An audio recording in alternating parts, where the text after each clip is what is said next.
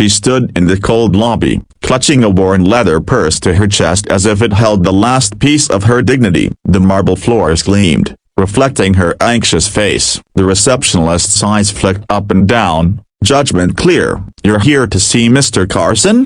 she asked, her tone polite but sharp. The girl nodded, her fingers trembling. "Tell him a broken bar. Tell him I came to pay my father's debt." The words carried the weight of years of watching her father crumble under loans. Years of shame from whispers that followed her through the small town. But she was not the fragile girl people used to mock. She had grown into a woman of quiet strength, one who believed in righting her father's wrongs no matter what it cost her. When the elevator doors opened, she caught her reflection in the golden glass of her thick curls tied back, her soft frame wrapped in a plain blue dress, eyes filled with resolve. She was nervous, yes, but determined. Her father had borrowed from the powerful CEO, Damian Carson, the man everyone said had no mercy. Rumors said he had destroyed companies, crushed competitors, and ruined men who couldn't pay him back. She wasn't sure what kind of man she would face today, only that she had to face him. The door to his office loomed tall and silent. She knocked once. A deep voice answered,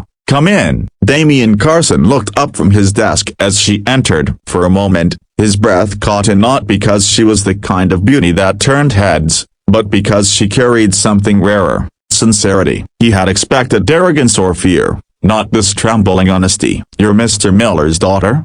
he asked. "Yes," she replied softly. "I'm here to repay my father's debt." He leaned back in his chair, studying her. "Your father owes me a great deal of money. What could you possibly offer?" Her voice wavered, but her eyes didn't. "I don't have much, but I'll work for it. I can clean, help with office work, anything you need. I just can't let my father's name remain in your debt." Damian stood, walking around his desk until he was in front of her. She flinched slightly when he stopped close enough for her to smell his cologne, subtle yet commanding. "You came all this way to pay your father's debt?"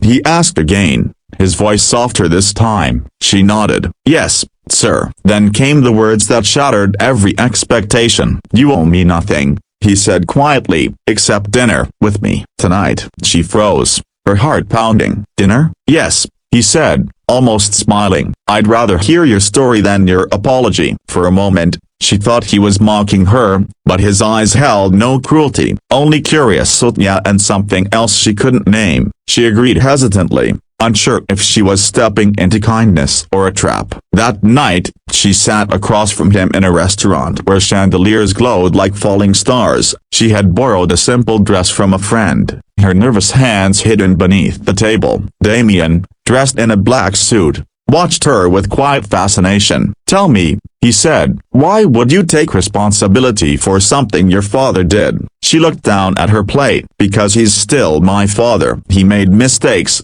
but he taught me loyalty, and I can't let loyalty die with pride." Her words hit him harder than he expected. Loyalty, that was something he hadn't seen in a long time. For years, people surrounded him for money, power, or fame. Not one of them stayed when things turned dark. This woman, with nothing but courage in her eyes, had walked into his world of steel and marble just to save a man everyone else had written off. As the dinner went on, laughter slipped through the edges of their awkwardness. She told stories of her small-town life, her dream of opening a bakery one day, and the nights she stayed awake balancing bills. He listened, truly listened, for the first time in years, and for reasons he couldn't understand. Her presence made the walls he'd built begin to crack. By the end of the night, when she thanked him for his kindness, he said only, "Come back tomorrow. There's more I'd like to talk about." She didn't know it then, but that dinner was only the beginning.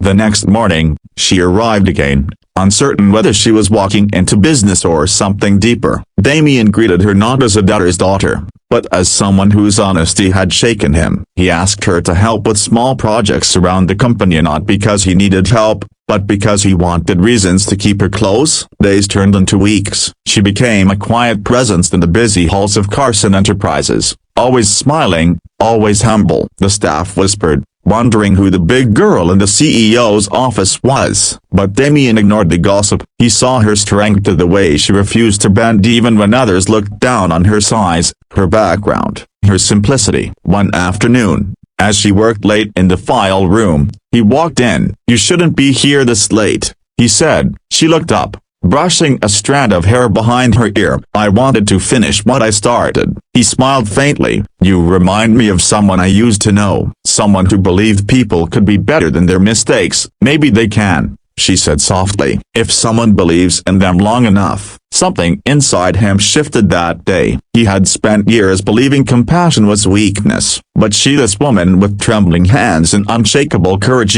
proved otherwise. When her father finally recovered enough to visit the city, he came to thank Damien personally. But before the man could speak, Damien stopped him. "Your daughter already paid your debt," he said, "not with money, but with her heart." Her father looked at him, confused. "What do you mean?" Damien turned to her. "She reminded me what it means to be human again." Silence hung in the air as tears welled in her eyes. She hadn't come for gratitude or love. She only wanted to make things right. But somewhere between shame and hope, she had healed something broken in both their lives. That night, as they stood by the office window overlooking the glittering city, Damien said quietly, "You came to pay a debt, but you gave me something I can't ever repay."